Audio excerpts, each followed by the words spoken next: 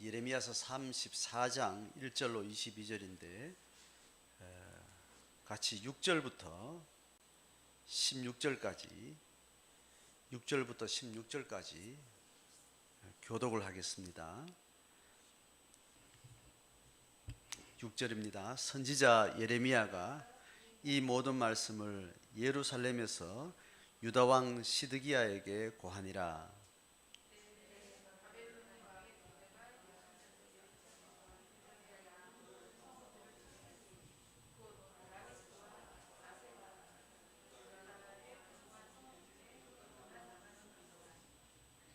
시드기야 왕이 예루살렘에 있는 모든 백성과 언약하고 자유를 선언한 후에 여호와께로서 말씀이 예레미야에게 임하니라.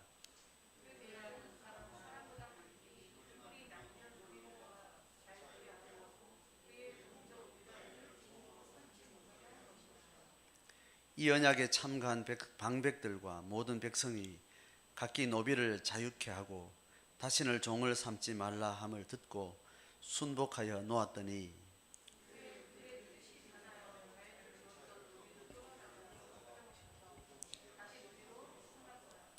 그러므로 여호와의 말씀이 여호와께로서 예레미야에게 임하니라. 가라사대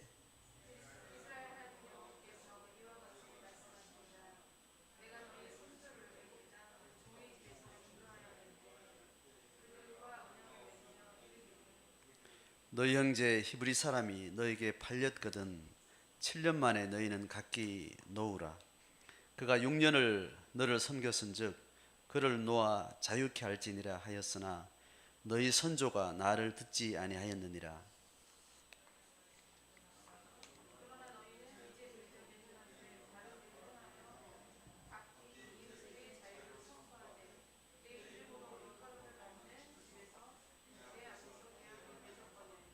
같이 읽습니다.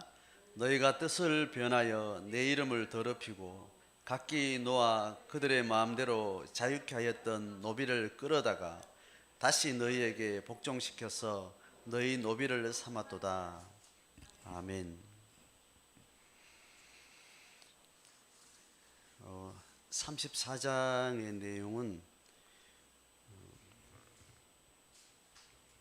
마지막 예루살렘 성이 마지막으로 바벨론 군대와 대치를 하고 완전 포위된 상태에서 멸망하기 바로 직전 상황에 있었던 사건을 소개를 하고 있습니다.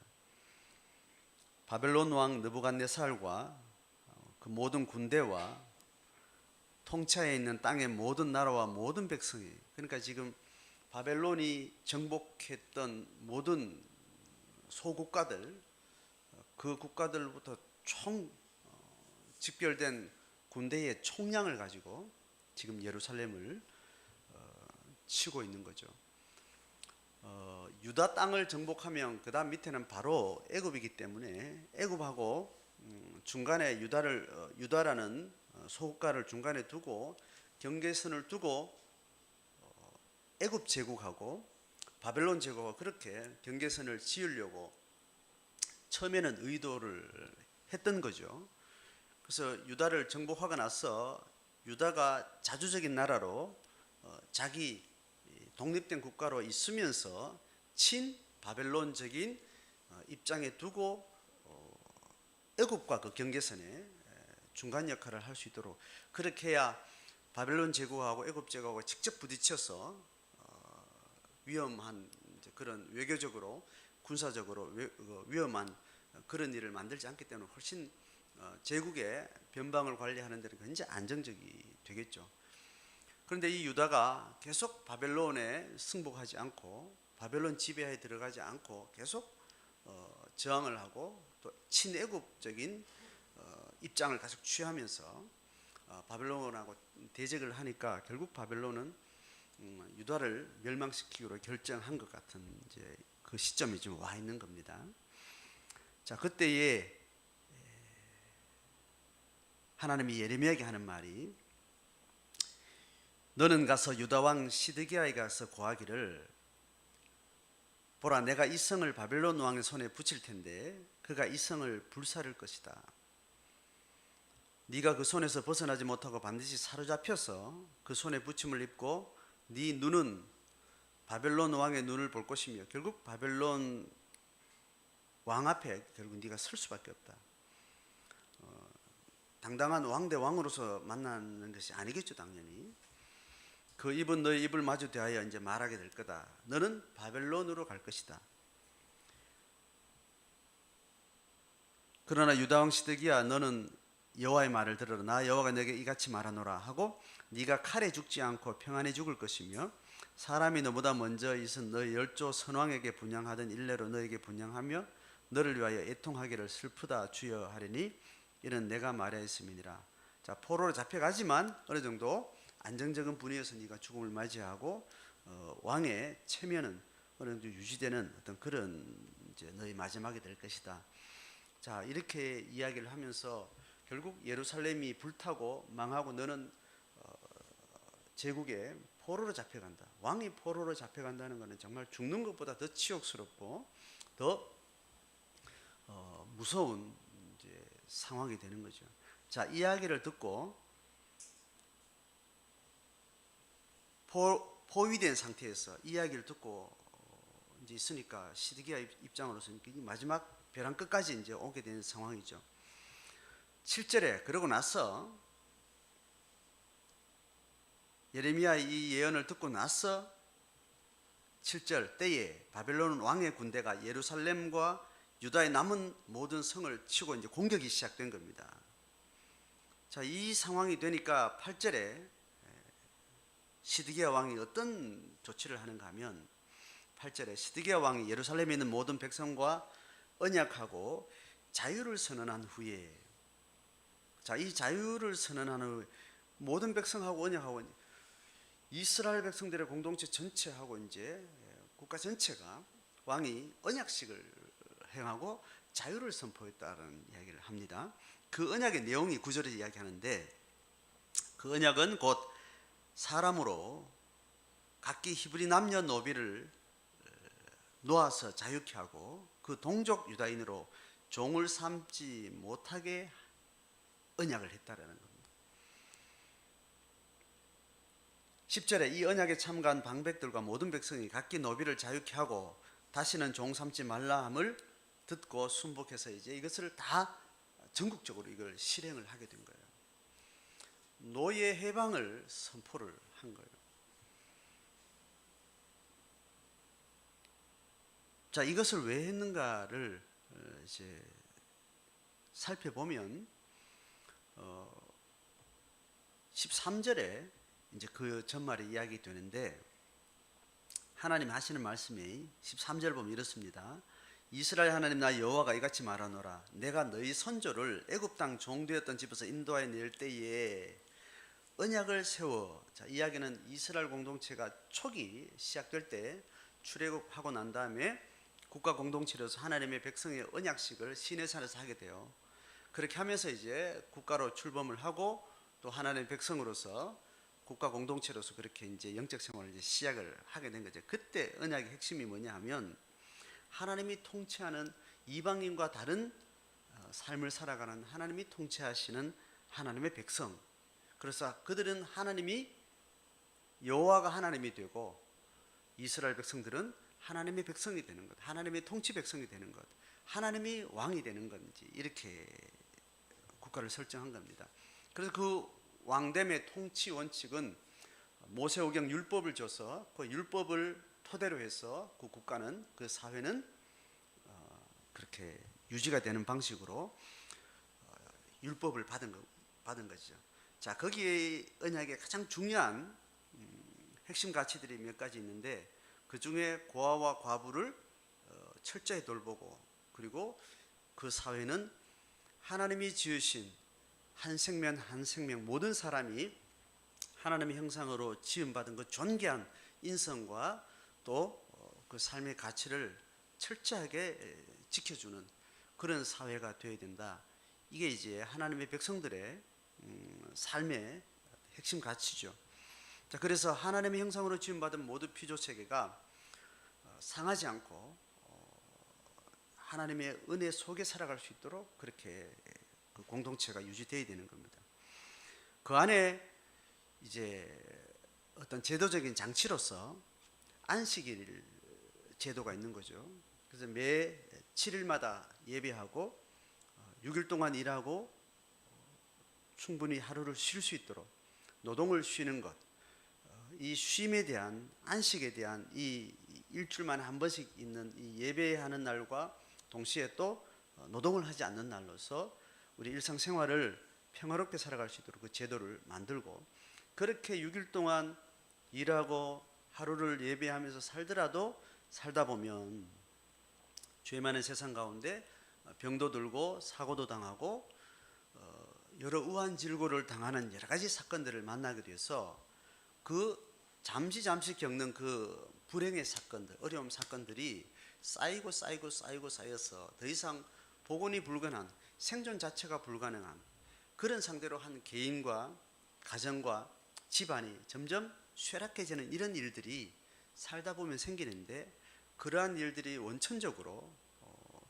차단되도록 제도를 만든 것이 사람이 사람한테 팔려가고 노예가 되고 그 가진 집안에 많은 재산이 몰수당하고 이런 일들이 생기는 그 현상 자체를 원천적으로 차단하는 것, 그 장치가 안식년 제도 그리고 희년 제도예요.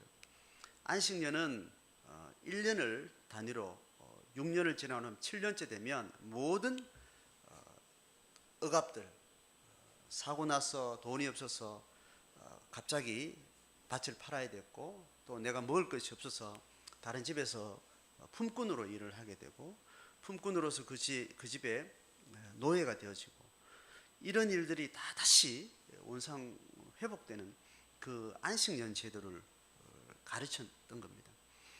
그렇게 하고 나서도 안식년을 7번 보낼 때 50일째 되는 50년째 되는 그 해를 희년이라고 해서 팔았던 땅이 어떤 이유로 땅을 잡히거나 팔거나 해서 긴급하게 돈이 필요하고 어떤 사건을 당해서 땅을 잡히고 저당 잡히고 또 팔고 있던 그것들도 다시 돌아와서 각 가정과 각 집안에 근본적으로 토지가 편중되지 않도록 이제 이런 제도를 이제 율법에 가르쳤던 거죠. 14절에 너희 형제 히브리 사람이 너에게 팔렸거든 7년 만에 너희는 각기 놓아라, 풀어줘라는 거죠. 그가 6년을 너를 섬겼으면 그를 놓아서 자유케 할지니라.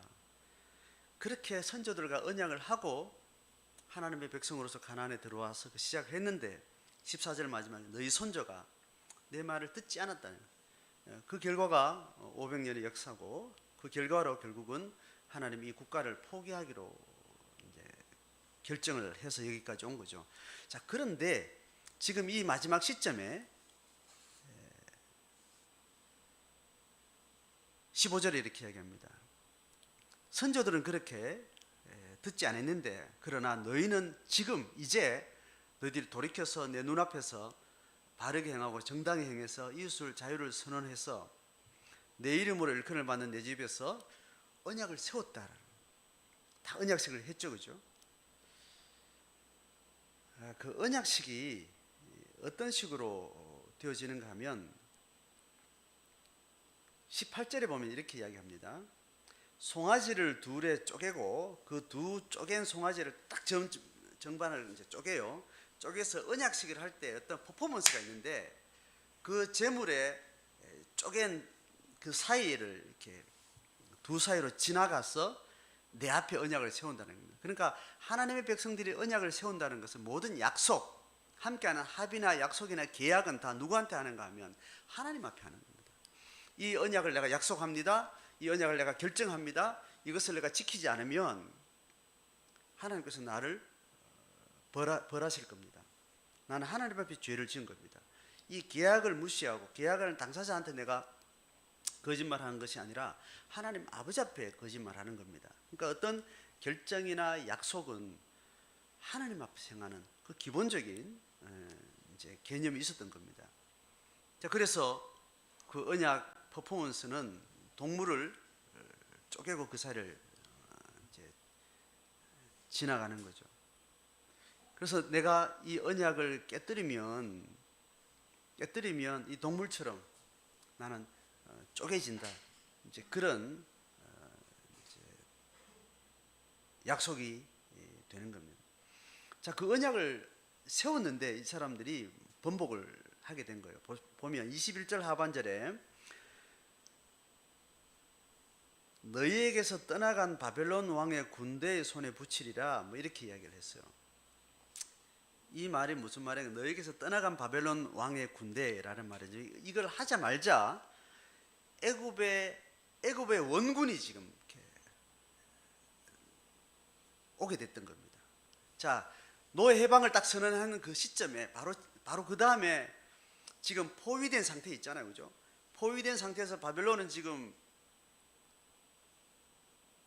예루살렘 성을 지금 무너뜨리려고 지금 막 진격을 하고 전투를 지금 집중하고 있는 판에 예루살렘 성 안에서는 이런 언약식을 가지고 노예 해방을 이렇게 했단 말이죠. 그러지 말자 바깥에서 애굽 군대가 원군으로 오게 된 겁니다. 그러니까 지금 바벨론 군대는 애굽 군대가 지금 제국의 군대가 지금 원군을 오니까 그 포에서 풀어서 뒤로 퇴각해서 애굽을 상대하게 됐던 겁니다. 자, 그 상황이 딱 일어나니까 곧바로 11절 보면 10절에 듣고 순복하여 노예를 해방시켜 놓았더니 11절에 후에 그들의 뜻이 변하여 자유케 하였던 노비를 끌어다가 다시 복종시켜 노비를 삼았던 거예요. 자, 이 사건을 두고 하나님이 지금 너희 선조들에게 이런 언약을 세웠는데 너희들 선조를 지키지 않았는데 그러나 15절에 너희는 이제 돌이켜서 정당하게 바르게 이 행해서 내 앞에서 언약을 세웠거늘 16절에 너희가 뜻을 변하여 내 이름을 더럽히고 이렇게. 그러니까 이제 하나님 앞에 언약을 했던 이것을 다시 돌이켜 가지고 노예를 풀었던 노예를 다시 불러온 거예요. 바로 코앞에서 행하고 나서 눈도 깜짝하지 않고 또 번복하는. 그러니까 이들이 이 노예 해방에 대한 그 본심이 충분히 의심이 되는 거죠, 그죠? 너희가 뜻을 변하여 내 이름을 더럽혔다라고 하나님이 지금 진노를 하시게 됩니다. 그래서 각기 노아 그들의 마음대로 자유케 했던 노비를 끌어다가 다시 너에게 복종시켜서 너희 노비를 삼았도다. 17절 그러므로 나 여호와가 이같이 말하노 너희가 나를 듣지 아니하고 각기 형제와 이웃에게 자유를 선언한 것을 실행치 아니하였은즉 내가 너희에게 자유를 선언했어. 너희를 자유롭게 풀어놔 가지고 칼과 연병과 기근에 너를 뿌려버리겠다 이제 이렇게 선언합니다. 그래서 나 여호와의 말에 내가 너희를 세계 열방 중에 흩어지게 할 것이며 송아지를 둘에 쪼개 두 사이로 지나서 내 앞에 언약을 세우고 그 말을 실행치 아니하여 내 언약을 범한 너희를 19절에 쪼갠 송아지 사이로 지나간 유다 방백들과 예루살렘 방백들과 환관들과 제사장들과 이 땅의 모든 백성을 너희 원수의 손과 너희 생명을 찾는 손에 붙여버리고 너희 시체가 공중의 새들과 땅 짐승의 식물이 될 것이며 유다 왕 시드기야와 방백들 원수의 손과 생명을 찾는 자의 손과 너희에게서 잠시 떠나간 바벨론 왕의 군대에 다시 붙이고 내가 유다 성읍들로 황무하여 거민이 없게 하리라. 하나님 이렇게 진노하시고 다시 저주를 하시는 이야기, 오늘 34장의 이야기입니다. 이 사건을 통해서 이스라엘 백성들이 하나님 앞에 처음에 어떻게 출발했고 그 출발이 하나님과 언약을 맺은 언약이 파토난 삶을 500년이나 살다가 지금 이 멸망의 역사 앞에 서 있는 거죠. 그러니까 500년의 이 선조들의 이 역사 전체를 통틀어서 하나님과 맺은 언약을 깨버리고 하나님 이름을 더럽혔던, 하나님의 이름으로 시작한 그 국가 공동체가 긴 역사 동안 그 하나님의 이름 앞에 한 언약을 완전히 뒤엎어서 하나님 이름을 더럽혔던 그런 역사가 되었던 거죠. 그것을 지금 이 왕이 짧은 사건으로 그 500년의 역사를 그대로 그야말로 퍼포먼스로 보여준 거죠. 철저하게 하나님 앞에 기만적이고 거짓되게 눈 감고 앙호하는 식으로 겉으로 예배는 드리고 율법의 형태는 갖췄지만 삶의 가치관과 삶의 일상 속에서는 철저하게 이방으로 살았던, 그래서 주중에는 바알을 섬기고 안식일에는 하나님께 예배하는 이런 하나님 이름을 더럽힌 역사들을 살아왔던 것을 이렇게 보여주는 겁니다.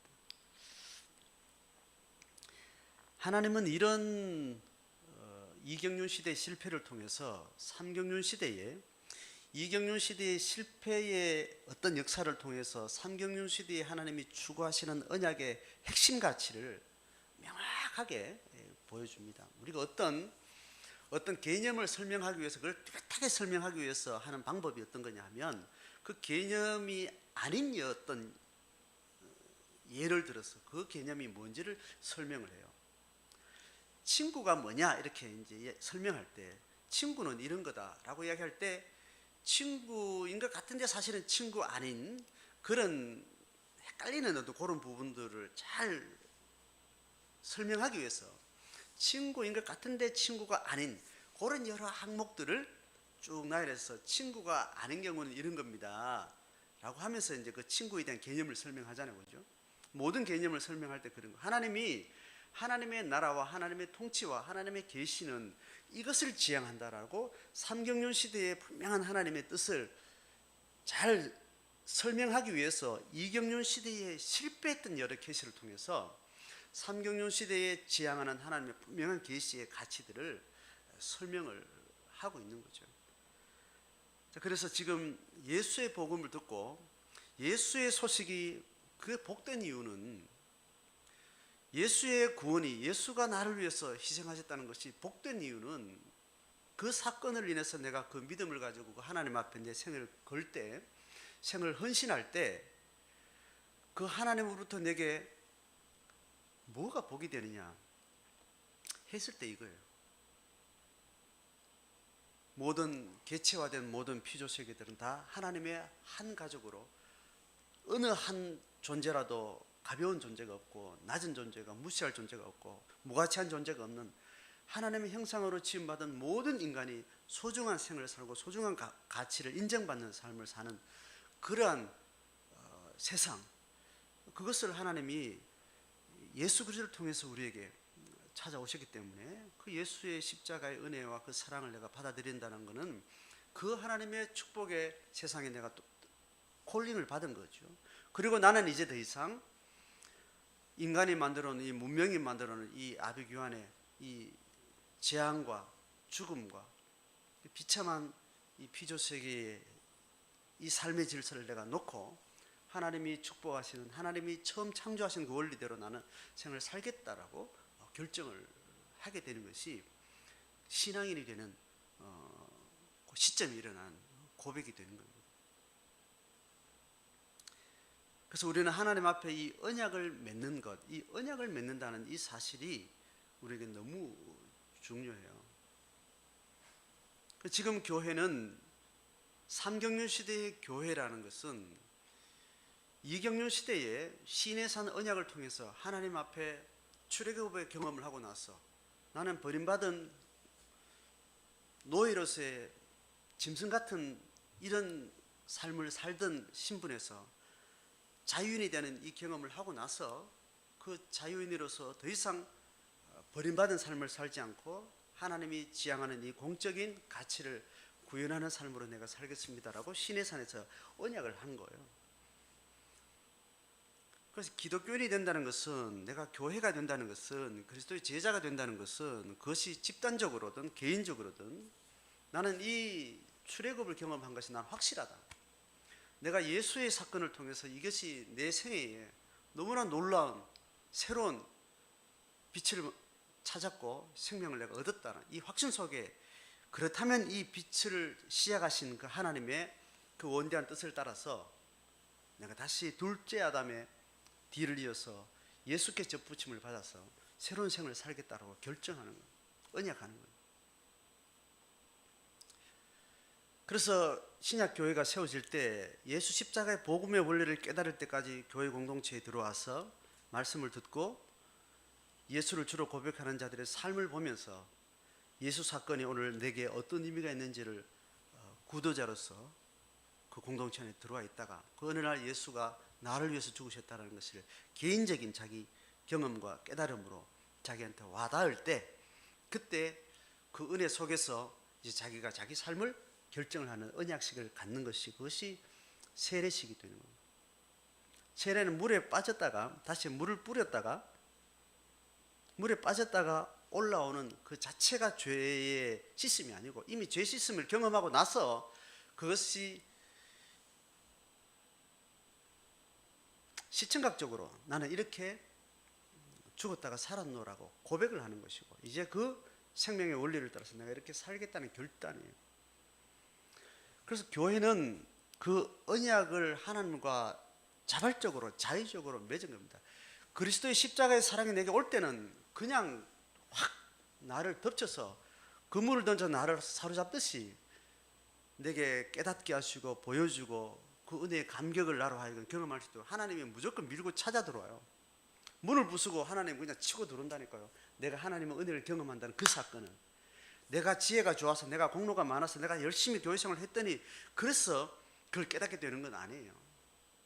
길 가다가도 교회를 경험하지 않고도 복음의 어느 날 내가 눈을 뜨면 하루아침에 복음을 깨닫게 되고, 이건 철저하게 하나님이 주시는 선물이라고 그랬어요. 그 다음에 내가 그 회복된 하나님의 형상의 자발적인 인격의 자기 자율성, 자기 결단을 따라서 그렇다면 나는 이제 이렇게 살겠습니다라고 자기가 결정을 하는 거예요. 하나님 앞에. 그 언약식이, 그 언약이 자기 스스로의 언약이, 약속이 세례요, 신에서 한 언약인 겁니다.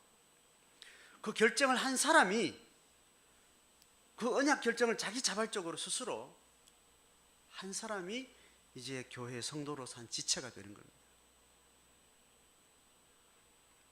그러므로 하나님의 형상의 원리를 따라서 교회가 되고 성도가 된다는 그 과정에서는 철저하게 자기 안에 있는 자기 인격의 자율성을 철저하게 기반으로 해서 그 깨달음의 지적인 확신 전제 위에 의지적 결정을 스스로 한 그 인격적 독립성과 자율성이 이제 그 사람을 신앙인 되게 하는 거예요. 그래서 이것을 자기 자신한테 물으셔야 돼요. 이게 명확하지 않게 많은 종교적인 어떤 여러 가지 예식이나 어떤 가르침이나 지식이나 이런 걸로 지금 쭉 흘러왔어. 어느 날 보니까 나는 교인이 되었고 기독교인이라는 어떤 그런 정체성을 가지게 됐고, 내가 어느 날 세례를 받았고 성찬식 할 때마다 지금 떡과 잔을 먹고 있고, 이런 외적인 종교적인 여러 가지 제도나 이런 환경 속에 이게 흘러가요. 이게 다 핵심 본질이 아니에요. 내 본질은 내 한가할 수 없는, 부인할 수 없는, 의심할 수 없는 하나님의 사랑이 어느 날 나를 덮쳐왔고, 이거를 나는 부인할 수 없다. 이 깨달음을 얻는 순간 나는 내 살아왔던 삶의 모든 어두움과 모든 의심과 모든 불안 요인이 하루아침에 내가 정리되는 하나님의 나라가 내가 깨달아지더라. 이 사건 속에, 이 십자가 사건 속에 성령을 의지해서 내가 결정하는 나의 언약의 사건, 이 둘이 합쳐져서 그것이 그로 하여금 성도되게 하는 겁니다. 여전히 육신의 소욕이 내 속에 준동을 하고 충동을 하고 안 믿는 사람처럼 사고하고 결정하고 살아가는 그 메커니즘 내 속에 여전히 작동되고 있지만, 나를 거듭나게 하신 성령의 불같은 이 확신 속에 또 나의 살아있는 의지적 결정이 나로 하여금 내 속에 계속해서 일어나고 있는 성령의 소욕, 이 두 가지 충돌 속에 내가 성령을 따르기로 결정하고, 그 결정은 심히 많은 고난과 자기 죽음과 자아를 버려야 되는, 진정으로 이 땅에서 소유하는 이 인간의 욕망의 모든 끈앞을 계속 끊어내는 그 아픔들을 내가 밟으면서 성령의 소욕을 따를 때 참된 자유, 참된 생명을 내가 살아낼 수 있다라는 거예요. 그래서 지금 너희 선조들은 다 이렇게 살았는데, 시드기야와 지금 이 패망의 눈앞에서 너희들이 결정을 하고 여기 순복하고 너희들이 그 의사를 가지고 정당한 행위를 했는데, 바로 내 이름으로 지금 언약을 맺어놓고 내 앞에서 언약을 또 차버리는, 너희가 뜻을 병케해서 내 이름을 더럽혔다. 하나님의 이름을 들먹거리지 않는 사람들이 죄 짓고 나쁜 짓 하는 건 그건 자기는 처음부터 일관성이 있는 거예요. 하나님의 살아있는 의지, 살아있는 인격에 비해서는 오히려 더 깨끗하고 정직한 거예요. 나는 하나님 모르겠다. 나는 아무도 나를 지켜주는 사람 세상에 없다. 나는 내 혼자 사는 것 같다. 자기가 알고 있는 지혜와 세계관으로서는 그건 정직한 거죠. 그러면 나는 나를 지켜야 되겠다. 내 가족 내가 지켜야 되겠다. 그러면 내 살기 위해서 다른 사람 나는 모르겠다. 자기 알고 있는 것과 자기 마음의 생각과 이게 일관성이 있다고. 하나님이 진노하는 것은 이 사람들에게 진노하지 않습니다. 이 사람들이 만든 죄로 인해서 고통당하는 그들의 하나님이 눈물을 흘리고 가슴 아파하지만 하나님의 진짜 진노는 뭐냐 하면 하나님의 이름을 들먹거리고 하나님의 이름을 걸고 이야기해놓고 감쪽같이 하나님을 무시하는 이것에 대한 진노가 성경 전체가 말하는 대부분의 진노는 이거예요.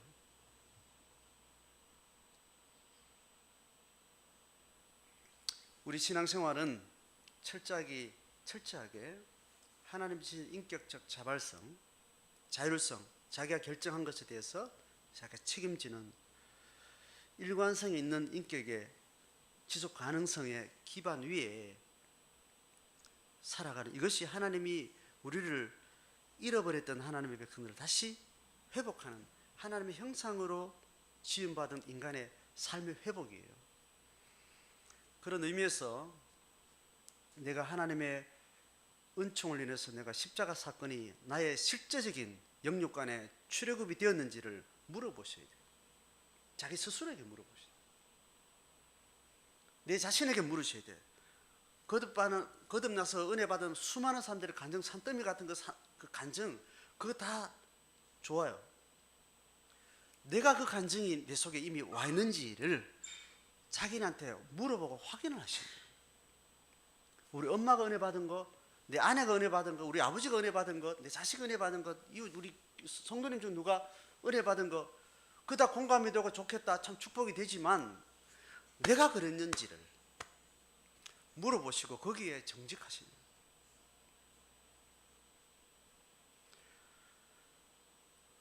그 은혜가 기독교 신앙 안에 있을 것이라는 내 마음 가운데 열린 마음이 있어서 내가 구도자로 섰지만 그 때와 시는 내 것이 아닌 거예요. 하나님의 손에 달려 있어요.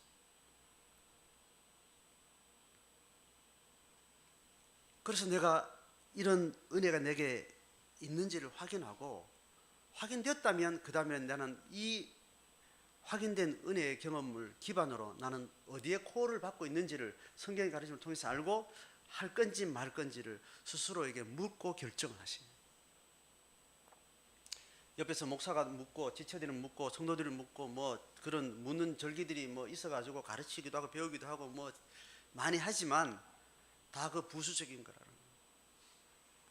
그 십자가 사건이 나를 위한 사건이라는 것이 내가 확인이 됐다면 나는 부인할 수 없다. 어떤 누구에도 부인할 수 없다. 네가 뭐가 잘나 그런데 네가 그 예수 믿고 나는데 네가 뭐가 바뀌었는데 네가 그래 살아서 뭐 그렇지 않느냐. 그건 그 비난하고 이런 거 아무 상관없이 자기 양심 안에서 정말 이건 하나님의 사건, 나를 위한 사건이라는 것이 이것이 왔거들랑은 그 다음에는 하나님 앞에 자기 결정을 하셔야 돼요. 하나님과 딱 독대해서 양 당사자끼리 하나님 앞에 그 언약을 하셔야 돼요. 그리고 그 언약은 동일하게 그 언약을 한 다른 지체들한테 이것을 열고 언약을 맺었다면 이제 이 언약을 성취하는 길은 절대로 혼자 하는 것 아니다. 이게 하나님이 만든 교회 원리라는 거예요. 집단과 공동체 원리를 통해서 그것을 실행하는 것은 내가 하나님 앞에 이렇게 살기로 작정하고 결정한 것에 대한 실행은 너 절대로 혼자는 못한다. 같이 해도 쉽지 않은데 혼자 하는데 그래서 하나님의 지체를 이 동일한 고백을 향해서 가고 있는 다른 지체를 네가 붙들어라고 이야기하는 것이 교회 공동체에 들어와라는 거예요. 그렇게 우리는 언약 앞으로 언약에서 자기 스스로에게 하나님 앞에 서야 돼요. 그래서 그 언약은 이제 피 묻히지 않는 삶, 노예를 기반으로 누군가의 땀 흘리고 수고하는 그 노동을 빼앗아 와가지고 내가 향유하는 그런 삶이 아닌, 내가 살아가는 삶의 기본 존재 비용은 싸게 가야 되는 이유는, 내가 노예를 부리면 내가 훨씬 많은 것을 향유할 수 있겠죠. 많이 향유한다는 것은 그만큼 누군가의 것을 내가 가져온 거예요. 그렇다면 누군가는 내 향유의 어떤 연쇄고리로 인해서 누군가는 자기가 정당히 향유해야 될 존재 가치나 존엄성을 결국 상실한 채로 누군가는 짓밟혀 사는 거예요. 옷을 싸다고 10만 원 주면 수십 벌 너무 좋은, 디자인도 좋고 너무 괜찮은 옷을 너무 쉽게 살 수 있는 시대가 되어버렸어요. 그래서 한 철 입고 레벨도 못 되고 입어보지도 못하고 철이 지나고 유행 지나고 그것도 버려가지고 이런 시대가 되어버렸어요. 옛날에는 실을 만들고 또 면을 만들고 옷을 또 만들고 팔고 하는 그것이 적어도 한 동네 한 도 안에서 이렇게 다 돌아갔다고. 실의 원자재가 나오면서부터 실을 만들고 천을 만들고 옷을 만들고 유통하고 사고 하는 그것이 국가 안에서 일어났고 한 지역 안에서 일어났었다고. 그런데 지금은 세계화가 돼서 면 생산 딴 데서 돼요. 실 생산 딴 데서 돼요. 그리고 딴 데서 또 면을 만들어요. 또 어디 가서 천을 만들고 어디 가서 또 옷을 만들었어요. 그래서 그것을 입는 사람은 또 다른 나라에서 몇 나라를 걸쳐서 옷을 입는, 그래서 아주 너무너무 싼 옷을 살 수 있는 이런 세계가 되어버렸어요. 노예처럼 사는 사람이 저 동남아시아에 있다니까요. 옛날에는 우리 마을에서 그런 사람이 있었는데, 그건 내가 알잖아. 내가 입는 옷이 이게 누군가 밤샘 해가지고 몇 푼도 안 되는 그 돈 가지고 먹고 살기도 힘들 정도로 그 노동을 가지고 내가 이렇게 쉽게 옷을 입고 있는 건 보면 알잖아요. 근데 지금은 그게 모르는 상태에 됐다. 옷을 많이 사 입고 또 버리고 쉽게 또 사고, 이렇게 싼 옷이 지금 계속 이 향유되는 이 대한민국의 이 의료비의 이 수준이라는 것이, 엄청난 노예들이 생존의 위협을 받으면서 인간 취급 못 받는 그런 삶을 살면서 겨우 입에 풀칠하기 위해서 그런 노동을 그렇게 심각하게 하면서 그렇게 인건비를 싸게 해가지고 와가지고 여기서 이렇게 싸게 우리는 향유를 하면서 남발하는 물질 생활을 하고 있는 거예요. 먹는 것, 입는 것, 모든 문화들이 세계적으로 지금 그렇게 되어 있습니다. 상위 3분의 1 그룹에 있는 사람들은 중간급, 하위급에 있는 전 세계의 수많은 사람들이 노예 이상으로 비참한 생활을 전제하고 향유하는 그런 세상입니다. 이 자유를 선포하셔야 돼요. 내가 입을 수 있다고 다 입는 것이 아니고, 살 수 있다고 다 사는 것이 아니고, 먹을 수 있다고 다 먹는 것이 아니라는 거예요. 그래서 구약시대는 언약백성 딱 들어오면서부터 매일 먹고 자고 하는 부분에 있어서 정한 것 부정한 것을 가려라. 율법시대에 뭐 정한 동물을 어떻고 정한 음식을 어떻고 피채 먹지 말고 먹는 것 철저하게 가려내는 어떤 기준이 있을지 모르지만, 핵심은 뭐냐 하면 정한 것과 부정한 것을 명확히 가려서 정한 것과 함께 살아라. 먹고 사는 건 일상 속에 내가 기본 존재를 위해서 먹고 사는데, 먹는 것에 있어서 철저하게 먹는 것에 있어서 내가 경계선을 긋는 거예요. 그렇다면 내가 하루 살아가는 발걸음, 적어도 하루 3끼를 먹는 이 발걸음 사이에서 내가 억압을 전제한 삶을 내가 철저하게 차단하는, 그래서 먹는 것이 바뀌지 않고는 그 사람의 존재가 바뀌지 않습니다. 식의 내용의 기준이 어떤지 모르지만 적어도 하나님이 우리에게 주신 지혜와 분별을 따라서 내가 알고 있는 한에서는 내가 하나님 앞에 노예는 없는 세상을 난 살아야 되겠다. 하나님 없는 사람은 노예를 짓밟든지 죽이든지 그건 내 속안에 하고 내가 할 수 있는 일이 아니지만, 그것도 하나님이 다 처리하시겠지만, 적어도 하나님과 내가 맺은 관계 안에서 나는 내 생애에 노예를 들고 살지는 않아야 되겠다. 그 말의 식문화가 뭐냐 하면 내가 정한 음식만 먹겠다는 거예요. 굶어 죽더라도 내가 정한 음식만 먹겠다. 부정한 음식은 내가 입에 손대지 않겠다. 먹는 것이 생물학적인 필요해서 먹지만 내 존재의 정함과 부정함과 거룩함의 기준이 먹는 데서 일어난다는 거예요.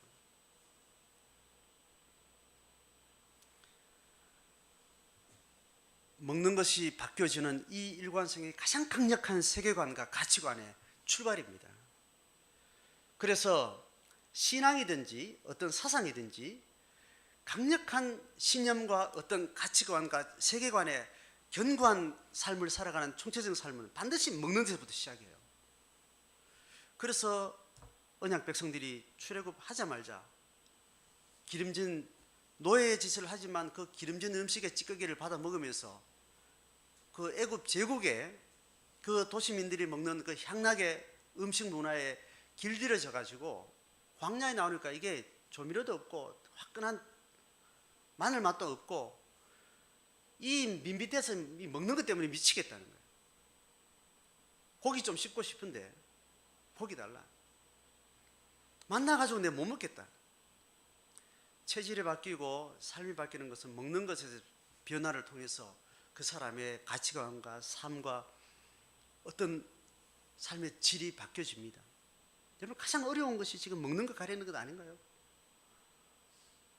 체중을 위해서, 건강을 위해서 우리가 먹는 것 바꾼다는 것이 얼마나 어려운지, 어릴 때 임박힌 맛의 습관이라는 것이 이게 얼마나 어려운지, 내 존재를 바꾸는 것이 가장 출발은 고대나 현대나 인간의 생물학적인 존재를 기반으로 할 때 먹는 것 바꾸는 것이 그 삶 자체가 바뀌는 첫 출발이래요.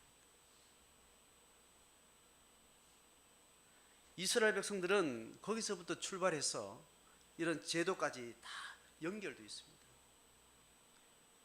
내가 환경운동을 하고 선을 베풀고 뭐 많은 것을 이렇게 하지만 네 일상이 바뀌지 않고, 일상이 한 달이 넘어가면 지금 누군가 네 먹는 음식으로 인해서 땅은 지금 황폐화되고 있고 사막화되어지고 있고 지구는 지금 계속 문제가 되고 있는 그 선상에 일어난 식생활을 하고 문화생활을 하고 있으면서 좋은 세상을 바라고 세상의 정의를 말하고 자기 선행을 이야기하고 윤리를 이야기한다는 것 다 하나님 보시기에는 기만이다.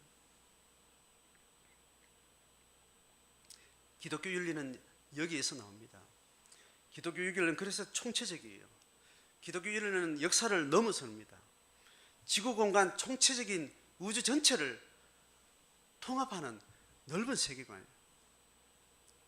처음은 내 안에 있는 예수 십자가의 그 사건이 내 안에 인격적 자기 결정으로 오면 이제 이 내가 사는 우주가 바뀌어지는, 그래서 세상 사람들이 살지 않는 방식대로 살다 보니까 그것이 문화가 되고 어떤 가치가 되고 그렇게 변화의 대안이 되는 거예요. 먹는 방식을 바꿔야 되고 입는 방식 바꿔주고 존재 비용을 낮추는, 존재 자체를 바꾸는 삶을 우리는 부름받고 있습니다. 이 삶의 일상에서 먹는 것 바뀌고 노예 제도를 계속 유지하는 한도 안에서는 그 모든 예배나 모든 절기나 종교적인 것들이 하나님이 역겹다고 말하는 그런 진노의 증거가 되는 거죠.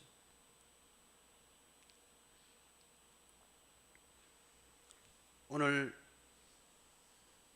또 반복되는 이야기는 35장에 넘어가면 또 다른 레갑 족속을 통해서 또 이야기를 또 합니다. 기독교 세계관을 이야기를 하고 있고